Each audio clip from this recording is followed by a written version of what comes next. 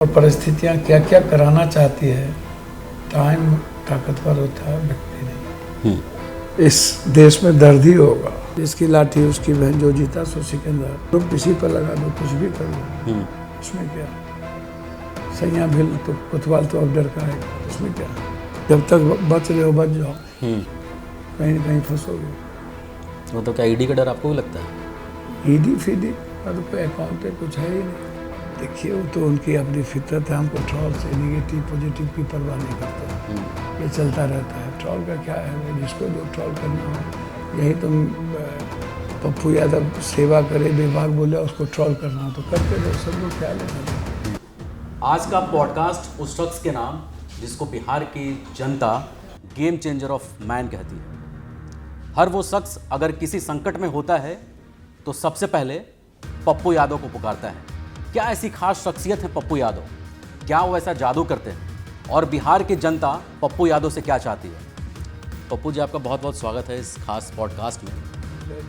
मुझे ये नहीं समझ में आता कि एक पप्पू यादव क्या क्या करेंगे। देखिए, एक पप्पू यादव से डेस्टिनी और परिस्थितियाँ क्या क्या कराना चाहती है, ये महत्वपूर्ण है। Time will must be important. Time ताकतवर होता है, व्यक्ति नहीं। और परिस्थितियाँ सबको मिलती, अवसर सबके लिए आता है, उसको चुनता कौन, उसको कौन देखता है, ये इम्पोर्टेंट है। ठीक है। मेरी समझ है कि हर परिस्थितियों में, कोरोना आया, बाढ़ आए, परिस्थितियां सबके लिए थी। अवसर मिला था सेवा करने का। आप वहाँ रॉबिन हुड भी थे, सबके लिए मदद भी किया, लेकिन जनता ने फिर क्या दिया रिटर्न में आपको? तो आपको दुख नहीं होता? कोई नहीं देता है कुछ। आजकल घर घर की कहानी है। हर घर की कहानी आप उठा के देखिए, माँ और बेटे का, पति पत्नी का, कहाँ रिश्ता बचा हुआ है। लेकिन पप्पू यादव तो जोड़ते हैं ना हर रिश्ते को। हम जोड़ते हैं, जोड़ी नहीं, लेकिन हम जोड़े हैं और उधर से भी जुटे। आप मुझे बताओ, जोड़ी है क्या? नहीं तो दर्द नहीं होगा फिर? हाँ, दर्द। इस देश में दर्द ही होगा। चाहे बुद्ध को दर्द हुआ हो, चाहे नानक को, चाहे कबीर को, चाहे राम को, चाहे शिव ने जहर पिया हो, चाहे मथुरा से वृंदावन कृष्ण गए हों, गंधारी का श्राप पड़ा हो, दर्द ही हुए। कौन ऐसे भगवान है जिसको आप ईश्वर राम रहीम के रूप में मानते हो, जिसको दर्द ना हो? आप मुझे बताओ। ठीक है, उस युग में कोई ना कोई तो प्रकट हुआ था, तो इस युग में आप भी ये अपेक्षा करते हैं, उम्मीद लगाते हैं, ऐसा क्या? मुझे तो नहीं लगता कि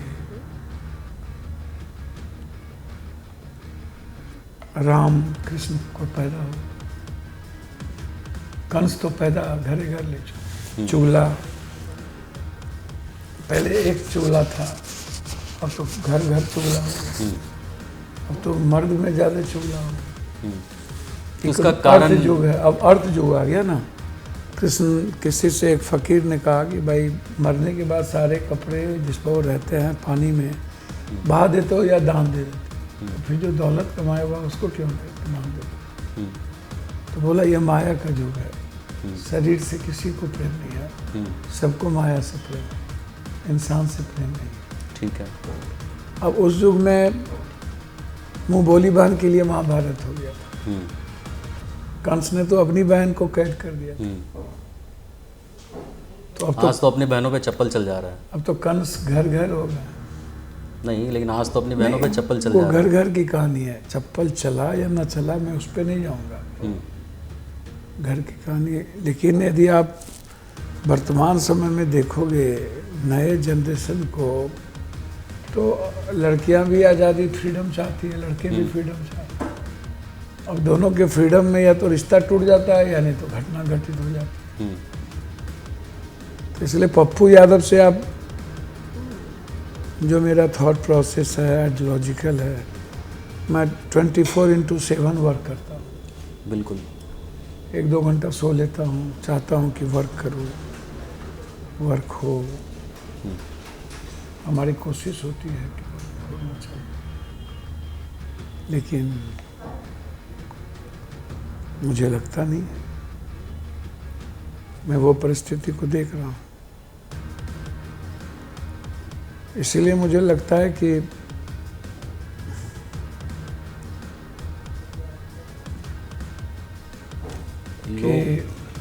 अब रिटर्न की उम्मीद सेवा में मत कीजिए। वो मदद कीजिए, बेटे की तरह सेवक बनिए, समर्पण रखिए, कर्म कीजिए। डेस्टिनी को सोचने दीजिए, डेस्टिनी क्या चाहती है, क्या करना चाहती है, उसको करना। इसको आप समझिए। घर में कोई कहता नहीं कि आप इतना सेवा इतना करते हैं, हमें समय आप देते नहीं हैं? घर में विवाद नहीं होता है? वैचारिक विवादें रहती हैं, तकलीफ है, दिक्कतें आती हैं, बच्चों को नहीं दे पाए। लेकिन जब आप दुनिया चेंज कीजिएगा, कुछ बदलना चाहिएगा, कुछ करना चाहिएगा, तो फिर आपको एक तरफ पीड़ाएं होगी। जब कुछ नया करना चाहिएगा तो कहीं ना कहीं तो कष्ट होगा, और कोई मैं ही नहीं हूँ। सीता की अग्नि परीक्षा हुई। बिल्कुल। पार्वती के साथ क्या हुआ? उन्होंने भी तो फिर अग्नि में वो किया अपने आप को। आप एक दिन की बात नहीं है। अब आज जब भी आप नए निर्माण की ओर जाओगे, बुद्ध को तो पत्थरें खानी पड़ी, मोहम्मद साहब को मक्का छोड़ना पड़े, मदीना पत्थरें जानी पड़ी, खानी पड़ी।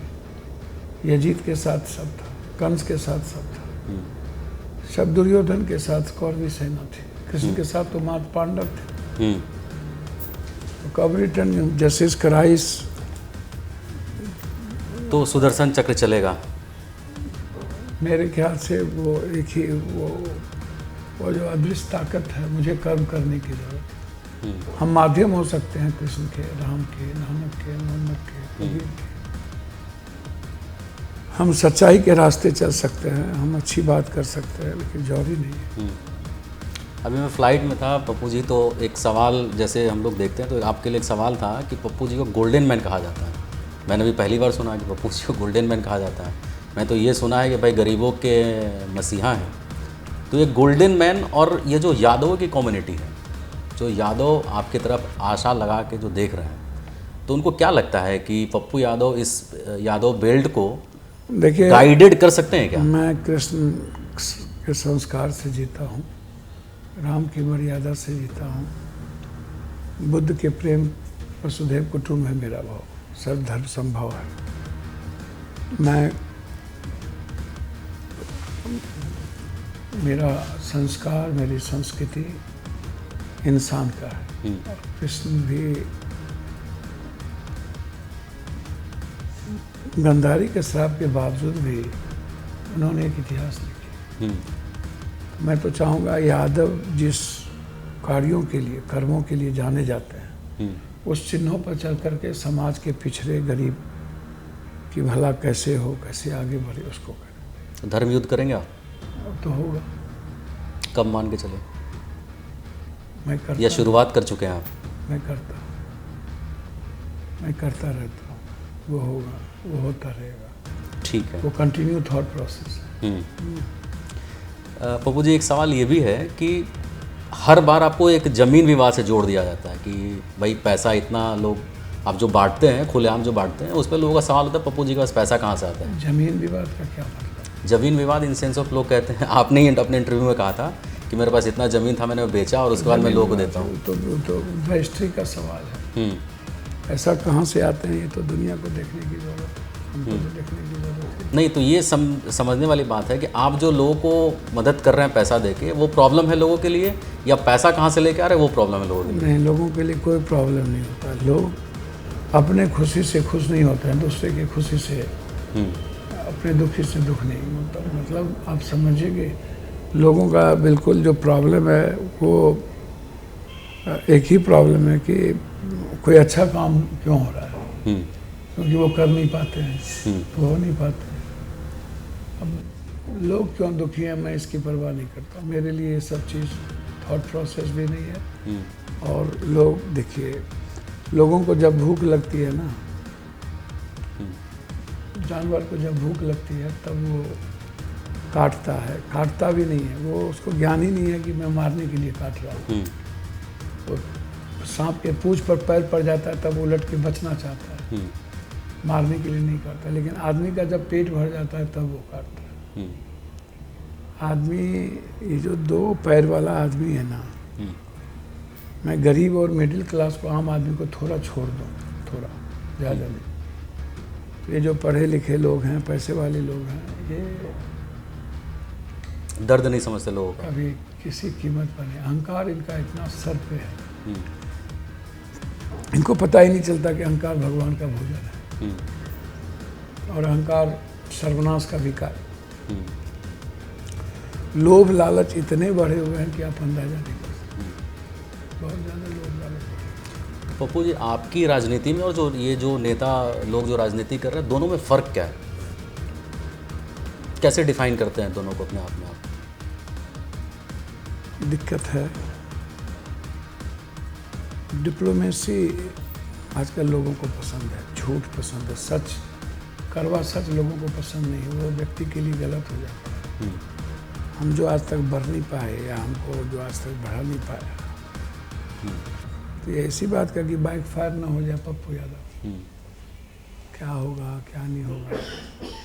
नहीं, लेकिन आपकी बेबाकी, आपका सच, ये तो मुझे प्रॉब्लम करता है, मेरा बेबाकी, बिल्कुल दिक्कत हो, तो छोड़ क्यों नहीं देते आप? छोड़ना पड़ेगा, छोड़ना पड़ेगा। और कांग्रेस इतना प्यार करते हैं आप, ये क्या कांग्रेस से इतना प्यार क्यों है आपको? अभी आप एयरपोर्ट पे प्रियंका जी को राम भगवान की मूर्ति दे रहे थे, शिव कुछ कान, शिव का कान में कुछ कह भी रहे थे, कुछ गुरु मंत्र दिया है क्या आपने? लोग तो कह रहे थे कि प्रियंका जी को कुछ गुरु मंत्र पप्पू जी ने दिया है। प्रियंका जी को अब आप सूरज को दीपक दिखाने वाली बात करते हैं, ये सही नहीं। मैं कोई गुरु मंत्र, मेरी बहन की तरह, और मैं उनसे रिस्पेक्ट मेरा बहुत वो करती हैं, सगे भाई की तरह मैं उनसे सीखता हूँ, उनकी पर्सनैलिटी से, उनके चीज़ों से मैं उनको सीखता हूँ। तो आपको कभी कदार लगता है कि अगर प्रियंका जी आगे रहती तो राहुल से बेहतर काम करती? नहीं, ये सब परसेप्शन मीडिया का बना हुआ है। दोनों भाई बहन में अपनी अपनी खूबियाँ। राहुल जी बेबाक और सच आदमी है, पान दूध के धुले जिसे आप कह सकते, मस्त मौला, बहुत, कोई लेना देना नहीं दुनियादारी से। वो चेंज चाहते हैं, वो विद्रोही नहीं चाहते। उनको आप समझना बहुत मुश्किल है, बहुत राइवल आदमी है, रिवेल, एकदम राइवल नहीं, रिवेल, एकदम रिवेल है। इसलिए आपकी पटती है? नहीं पटती का सवाल नहीं है। वो इस कंट्री का भला चाहते, इस कंट्री के लोगों का भला चाहते। ठीक है, एक सवाल ये भी आता है पप्पू जी इसमें कि ये जो आज की राजनीति है, विकास वर्सेस गठबंधन हो गया है या वर्सेस पावर हो गया है? क्या हो गया बिहार में, कैसे देख रहे हैं? नहीं, विकास की तो कोई बातें मत करिए, सोचिए ही नहीं, बेकार की बात है, कुछ संभव ही नहीं है विकास। वो तो आके मुझे देख के भी नहीं लगा, मैं जिस स्थिति में आया हूँ। नहीं, विकास की कल्पना मत कीजिए। जात पात, हिंदू मुसलमान, बैकवर्ड फॉरवर्ड, NRC, तलाक, ये वो बोल रहे, विकास की बात मत कीजिए। एक सवाल और आपसे बनता है कि तेज प्रताप यादव को आप राजनीति के किस पहलू, किस कोने में देखते हैं? नहीं, ठीक है, दिल का साफ लड़का है, शालीनता भी है, थोड़ा उग्र नहीं है, लेकिन बहुत सारी चीज़ चेंज करने की खुद करेंगे। राजनीतिक घर से है तो खुद धीरे धीरे परिपक्व होंगे। कितना समय लग जाएगा? परिपक्व वक्त सिखा देता है। तब तक RJD खत्म हो गई, फिर कुछ भी खत्म नहीं होता राजनीति। आप RJD का दामन थामेंगे? नहीं ऐसा कुछ। अगर लालू जी कहते हैं कि पप्पू जी ऐसा है मैं कि सब कुछ भूल के और आप आइए और शीर्ष नेतृत्व आप आरजेडी का कीजिए। मैं कांग्रेस में हूँ और कांग्रेस के साथ। इतना प्रेम जो है वो कांग्रेस के लिए क्यों है आपका? आइडियोलॉजिकल है। अब आपको ये गडकरी जी के लिए प्रेम क्यों है? आपको ये अमित शाह जी के लिए? नहीं, एक पार्टी के लिए, एक जो संगठनात्मक जो है वो पार्टी कांग्रेस के के लिए। लिए है। अब अमित शाह जी को मैं मानता हूँ कि पॉलिटिकल काफ़ी चतुर और चालाक आदमी, और 24 घंटा वो पॉलिटिक्स ही करते हैं। आप उनके पॉलिटिक्स से प्रभावित हैं? हाँ, प्रभावित तो हैं। वो अजीब इंसान है। 24 घंटा काम पॉलिटिक्स के लिए करता, सेवा के लिए नहीं करता। पॉलिटिक्स मतलब वो तो जोड़ तोड़ में माहिर है, चाणक्य कहते हैं उनको। हाँ, सत्ता कैसे आएगी?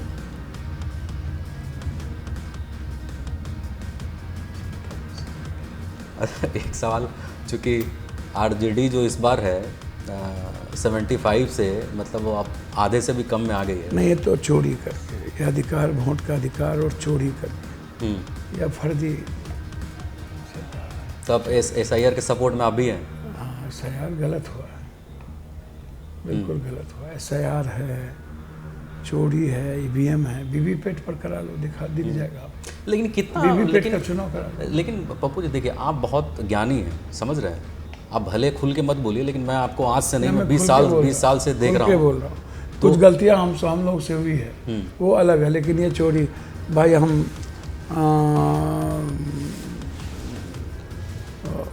सबसे बड़ी बात है कि जहाँ SIR हुआ वहाँ हमारे वोट बढ़ गए और उनके वोट भी बढ़ गए। तो ये क्या असर? हम हार गए, वो एक ही तरीके से जीत गए। ये हम क्या कहते हैं, बैलेट पेपर में हम सब जगह जीत गए, अब वो हार गए, तो हम बॉक्स में हार गए। बारे बार ये कैसे संभव है भाई? अब मुझे बताओ। तो आप मेरे को एक चीज़ ये बताइए, ठीक है, आप बहुत बारीकी से बिहार की राजनीति को समझते हैं, जानते हैं, महागठबंधन में क्या खामी रही होगी बेसिकली? ठीक है, कई खामी, 70 आता, 75 आता, और एक चीज़ मान लेते हैं। नहीं, ये तो चोरी है। ये ठीक है, हमने मान लिया चोरी है। एक तरह की चीज़ ने 3 लाख वोट का बढ़ना, 1,74,000 वोट ज़्यादा कास्ट हो जाना, फिर जीविका दीदी के अकाउंट में 6 तारीख को डालना, ट्रेन से पट्टा लगा करके लाना, फिर दियारा में लोग बोल रहे थे कि नाव आने नहीं दिया, हम लोग वोट देने नहीं आ पाए। बिल्कुल, तो ये सब साजिश हुई। पूरी साजिश। मतलब नीतीश कुमार को खत्म करने के लिए सब साजिश रचा बीजेपी। लेकिन फिर भी तो नीतीश कुमार ही हैं। ये मजबूरी है बीजेपी। बिहार की तत्काल जोड़ी हो सकती है, उसकी मजबूरी है। अब देखते चलिए बीजेपी क्या क्या करती है।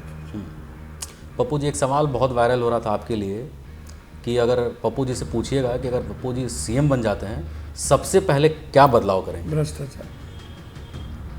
तब तो कई साल लग जाएंगे, मतलब आपको नीतीश जी का रिकॉर्ड तोड़ना पड़ेगा। ना, क्या कह दिया, मैक्सिमम 1 से 1.5 साल। वे बिहार का भ्रष्टाचार आप 1 से 1.5 साल में खत्म कर देंगे, जड़ से मिटा देंगे। बहुत बड़ी बात कह रहे हैं कैमरे पे। एजुकेशन और हेल्थ 6 से साल भर के अंदर नंबर 1। बिहार में हर बार जो है ना पॉलिटिशियंस पे आरोप लगते हैं, तो सही में आरोप सही होते हैं, गलत होते हैं? भैया, जिसकी लाठी उसकी बहन, जो जीता सो सिकंदर। आपके बिहार के डिप्टी CM पे इतने बड़े आरोप लगते हैं। मैं तो वही कह रहा हूँ, आरोप किसी पर लगा दो, कुछ भी कर लो, उसमें क्या? सैया भिल तो कोतवाल तो अब डर का है, उसमें क्या? कुछ भी कर लो। नहीं तो आप भी तो हैं, आप भी तो भैया, जब तक बच रहे हो बच जाओ, कहीं ना कहीं फंसोगे। तो मतलब क्या ED का डर आपको भी लगता है? ED फीडी तो कोई अकाउंट है, कुछ है ही नहीं, तो फिर डर किस बात का? कोसी बात कि फंसने फंसाने जो की? आदमी मरने से नहीं डरता है। वो तो खैर हमने कोविड में देखा है, हम उस पर भी आ रहे थे। अगला सवाल अपना यही था कि देखिए, बिहार की राजनीति और पप्पू यादव दोनों बहुत लोग करीब से जानते हैं और उसको पहचानते और प्यार भी करते हैं। वो कोविड के समय में देखा, तो पप्पू यादव जी, आपको एक चीज़ ये बताइए, आपको ये नहीं लगा कि भाई सरकार किस काम की है जब मैं ही लोगों को जा रहा हूँ, घर घर दे रहा हूँ, और वो गाड़ी भी देखा आपको, कोई मतलब ऊपर भी बैठ नहीं के है और सारा चीज़ करके। सरकार और का कोई मतलब है, कोई लेना देना नहीं, तो फिर सरकार किस काम की है? किसी काम तो जनता सरकार कैसे बना दे रही है? जात सवाल पात तो के पैसे 20,000 40,000 करोड़ रुपया अकाउंट से ला करके उलझ दो, चोरी कर लो, 3 लाख वोट बढ़ा दो, यही सब। हाँ, एक इंटरव्यू मैंने सुना है, आप जो कह रहे थे अभी, जो महिलाओं को 10,000 अकाउंट में दिया गया है, बेकार की बात, उससे कुछ नहीं। उसके आड़ में चोरी की है। किस तरह की चोरी? भैया सब चोरी अब उठा के मैंने तो आपको बता दिया, आपने लेके दे ये 3 लाख वोट कहाँ से था? शहर में वोट यदि मेरा कम हुआ तो हमको बढ़ कैसे रहा? और अगले बार जहाँ हम 41,000 जीते, 3,000 से कैसे जीते? अगले बार जहाँ वो 6,000 से जीता, वो कैसे 20,000 22,000 एक ही वोट से जीता? इक्वल वोट सबको कैसे मिल रहा है? 1,22,000 1,22,000 1,22,000 1,22,000 1,22,000 1,00,000 कहाँ से मिल रहा है? मतलब चाणक्य नीति का पूरा शिकार हो गया भैया, इस बार पूरा बिहार पूरा इलेक्शन पूरा 2025। वीवीपैट से आप करा लो ना भैया, गिनती करा लो, जितने बक्सा हैं गिनती करा लो, जीत जाओ, वीवीपैट की गिनती करा लो। ठीक है। और पप्पू जी, एक अभी बीच में बहुत ज़्यादा आप पे जानलेवा धमकियाँ आ रही थी, वो आ रही थी, वो क्या? वो सारी उस सब की परवाह भी नहीं करते, और जो बीत गई सो बीत गई, उस पर कोई हमको तवज्जो भी नहीं देना, चर्चा भी नहीं। आपको क्या लगता है कि बिहार की राजनीति ने पप्पू यादव से क्या छीना है? भैया कहाँ कुछ तो दिया ही नहीं, छीन हमें तो बस लोगों की मदद हो जाए। गरीब मिडिल क्लास को 25-50 हज़ार रुपया मैं दे दूँ ताकि वो रोज़गार कर ले, किसी के इलाज में प्रॉब्लम ना हो उसकी मदद हो जाए, कोई पढ़ने में किसी के पैसे आ रहे ना उसकी मैं मदद कर दूँ, और बेटी की शादी करा दूँ सब लोग। ये तो आपकी एक पहचान बन गई। मैंने यही करना ही है, मुझे दूसरा कोई लेना देना नहीं। जीवन में कोई ऐसा मलाल आपको लगता है कि मतलब ये यार नहीं करना चाहिए था जीवन में? हाँ है, बहुत मलाल है, सच बोलना बहुत गुनाह है, बेबाक रहना, हमको थोड़ा सा डिप्लोमेट होना चाहिए, हमको भी सत्ता की। अब कितना वैचारिक हो, बिहार के लिए, देश के लिए वैचारिक आदमी की ज़रूरत ही नहीं है। मतलब तो पप्पू यादव अपने आप को ही जब खो लेंगे तो फिर बचेगा क्या पप्पू यादव के पास? सर मेरे पास स्थिति भी अब नहीं है, सब कुछ खत्म हो गई। आपको लगता है कि पूरा बैंक के साथ वोट जो है वो पप्पू यादव को जनता रिटर्न करेगी? उम्मीद है आपको? नहीं, मुझे जब तक मैं धूर्त ही, और जब तक डिप्लोमेसी नहीं होगी, या जब तक कोई गठबंधन की राजनीति और कोई एक बड़ा पार्टी का सपोर्ट नहीं होगा, हमें नहीं लगता कि जनता हमको कोई सपोर्ट करेगी। नहीं तो शाह जी तो चाहते हैं आपको, प्यार करते हैं आपको, मानते हैं? पता नहीं हम कितना मानते हैं, हमको नहीं, उस पर मैं जाता ही नहीं। ठीक है। अब जो अपना पॉडकास्ट का एक फॉर्मेट है रैपिड फायर, मतलब बहुत फटाफट हम सवाल करते हैं। बिहार का सबसे ईमानदार नेता कौन? जी, बिहार का सबसे ईमानदार नेता? नीतीश कुमार। अभी तो आप बोल रहे थे कि सब फर्जी वोट से सब कुछ बना। वो तो हम जहाँ उसकी बोल रहे हैं, लेकिन ईमानदार नेता पूछेगा तो नीतीश कुमार। तो क्या अच्छा लगा? विकास? नहीं, ईमानदारी, वो कभी 1 रुपया नहीं लेते। सबसे डेंजरस पॉलिटिशियंस आपको कौन लगता है? कौन सी गड्ढे दिवस? खतरनाक पॉलिटिशियंस? सब का लगभग 1 2 3 कोई ट्रिपल है, सब पॉलिटिशियन खतरनाक है। नीतीश और तेजस्वी, किस पे सबसे ज़्यादा भरोसा करते हैं? नीतीश। मतलब सवाल किया नहीं कि आपके मतलब दिल दिमाग सब में नीतीश जी बसे हुए हैं? नहीं, कोई दिल दिमाग में नहीं। ठीक है। सीएम बनते ही आपने तो फैसला तो मुझे बता ही दिया, ये सवाल हमने पहले ले लिया था। और एक सवाल और है कि क्या अपने आप को आप रॉबिन हुड मानते हैं? मैं क्यों मानूं, मैं सेवक हूँ, बेटा हूँ, और बेटा और सेवक ही रहना पसंद करूँगा। बस एक अच्छा इंसान रहूँ, यही बहुत है। सोशल मीडिया ट्रोलर्स के लिए क्या जवाब देंगे आप, जो आपको ट्रोल कर देते हैं कभी कभार? देखिए, वो तो उनकी अपनी फितरत है, हमको ट्रोल से नेगेटिव पॉजिटिव की परवाह नहीं करते हैं, ये चलता रहता है। ट्रोल का क्या है भाई, जिसको जो ट्रोल करना हो, यही तुम पप्पू यादव सेवा करे, विभाग बोले उसको ट्रोल करना तो करते रहे, सबको क्या लेना देना, वो उनकी फितरत है, मुझे अपना सच बोलने की फितरत। आपके लाइफ का सबसे प्राउड मोमेंट क्या आपको लगा? जब मैं दुनिया की मदद करता हूँ, अभाव में नहीं रहता हूँ, और किसी की मदद में मुझे दिक्कत ना हो, तो मुझे प्राउड होता है कि मैं हर फैमिली, हर परिवार के लिए बिना जात पात धर्म मजहब के सबकी सेवा करता हूँ, ये मेरे लिए प्राउड है। सबसे बड़ी पॉलिटिकल गलती आपने क्या की? मुझको किसी पार्टी से व्यक्तिगत तौर पर या तो अपनी पार्टी को जिंदा रखना चाहिए, या नहीं तो किसी पार्टी के साथ विश्वास के साथ जुड़ जाना चाहिए। बिहार का जो युवा है आपके लिए क्या मायने रखते हैं? भैया यूथ के बारे में मैं अभी कुछ क्या बोलूँ। यूथ अब स्ट्रगल नहीं हो, देखो उतना नहीं इकोनॉमिकल वो फेल्योर कर गए हैं भौतिक युग में, अर्थ युग में। आर्थिक आज़ादी की ज़रूरत है और एजुकेशन और हेल्थ की, वो है ही नहीं इस बिहार में, देश में। इकोनॉमिकल फ्रीडम की बात ही नहीं होती है, लोगों के भी बात, तरक्की की बात नहीं होती है, बढ़ाव की बात नहीं होती है, तो उसमें मैं क्या बोलूँ आपको। बिहार का यूथ बेचारा बन गया और वो संघर्ष नहीं करना चाहता, लड़ना नहीं चाहता। वो इतना ना पलायन का हो गया, 4-4 करोड़ बिहार के बच्चे बाहर पलायन कर गए। ये दिक्कत तो है। ठीक है, जनता जेडीयू अगर आपको कहती है कि पप्पू जी आज ही हमारे साथ मिल जाइए, फिर? मैं जेडीयू में नीतीश कुमार जी का बेजिमेंट रेस्पेक्ट करता हूँ, आगे भी करूँगा। और नीतीश कुमार के प्रति हमारी निष्ठा भी है और मेरी सहानुभूति भी है।